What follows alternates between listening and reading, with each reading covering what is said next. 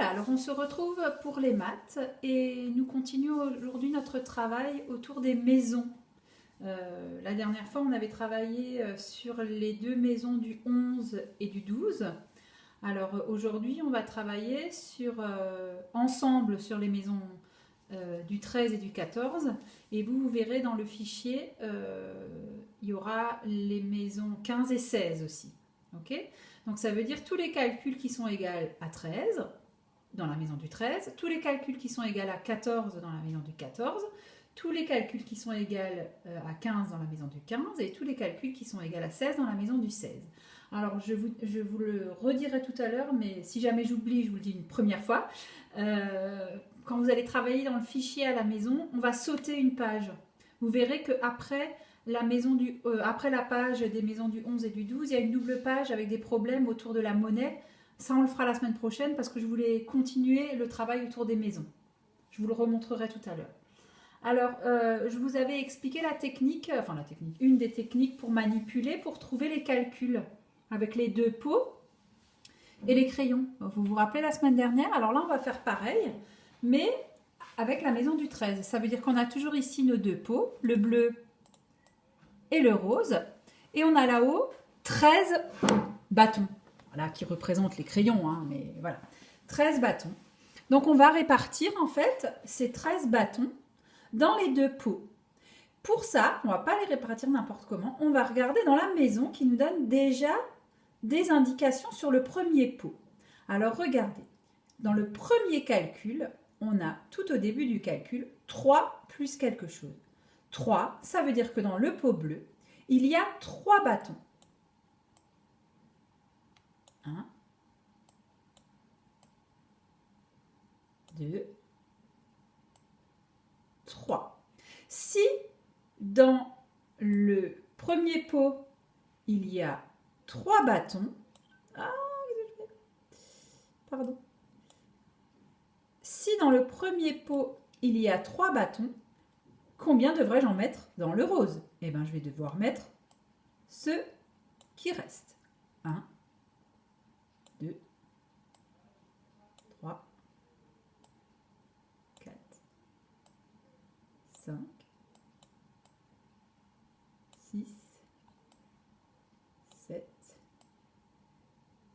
8, je vais l'agrandir un peu, 9 et 10. Voilà le premier calcul de la maison du 13. 3 plus 10. Ok? Maintenant, vous vous rappelez, ce que je fais, c'est que j'en enlève un. J'enlève un bâton du pot rose pour le mettre dans le pot bleu. Pour que mon calcul commence par 4 plus quelque chose. Alors, il y en a qui l'ont déjà compris. À chaque fois, on en rajoute un dans le premier et on en enlève un dans le deuxième. Donc, puisqu'il y en avait 10 dans le deuxième, maintenant il n'y en a plus que 9. Mais on peut compter pour être sûr. 1, 2, 3, 4, 5, 6, 7, 8, 9. Ok? Donc le deuxième calcul, c'est 4 plus 9. Ok? On continue. On rajoute un bâton dans le pot bleu. Donc je n'en ai pas 4, mais 5. Donc ça me fait 1, 2, 3, 4, 5, 6, 7, 8. Dans le pot rose, 5 plus 8 égale 13. On a déjà 3 calculs qui sont égaux à 13. 3 plus 10, 4 plus 9, 5 plus 8. Alors si vous observez bien, on l'a déjà dit, on le répète, si vous observez bien, il y a un ordre dans les calculs. 3, 4, 5, 6, à chaque fois, on rajoute un bâton et en même temps, on rajoute un bâton dans le premier pot et en même temps, on en enlève un du deuxième. Donc, si je continue, si j'en ai 6 ici, il ne m'en reste plus que 1, 2, 3, 4, 5, 6, 7 dans le rose. Et ainsi de suite jusqu'à la fin. Et à partir de maintenant, regardez ce qui va se passer. On va inverser. J'en ai 7 et 6. 6 plus 7, 7 plus 6, c'est l'inverse. Ensuite, on peut continuer. 8 plus 5 plus 8 plus 5. On inverse. Ensuite, je continue. 9 plus... Et il m'en... Qu'est-ce que j'ai fait là? J'ai fait une erreur. 1, 2, 3, 4, 5, 6, 7, 8, 9. Oui, j'en avais déjà 9. Je suis allée trop vite. J'en ai 9 dans le pot bleu. C'est l'avant-dernier calcul. Regardez, c'est celui-là. J'ai 9 bâtons dans le pot bleu et j'en ai plus que 4 dans le pot rose.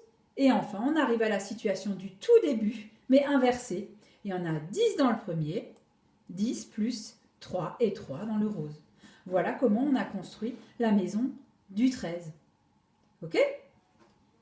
Alors maintenant, ce que je vous propose, c'est que vous allez reproduire chez vous ça à la maison. Vous allez reproduire la maison du 14. D'accord? Vous allez la reproduire. Ça veut dire que votre maman ou votre papa va vous aider. Il va vous dessiner. Enfin, vous pouvez dessiner la maison. Et votre maman ou votre papa peut écrire le début du calcul. Et ensuite, vous pouvez prendre 2 pots avec des crayons. Et vous pouvez faire le travail chez vous à la maison. D'accord? Et quand vous aurez terminé, mettez sur pause. Et quand vous aurez terminé, vous reviendrez. Et puis on fera la correction. Voilà. À tout de suite.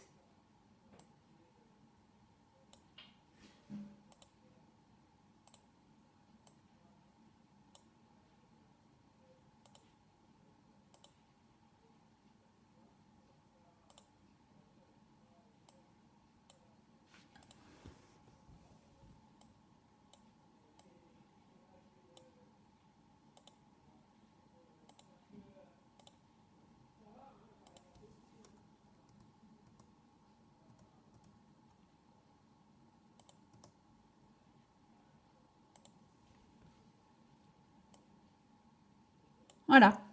On est prêt? Je pense que j'ai rien oublié.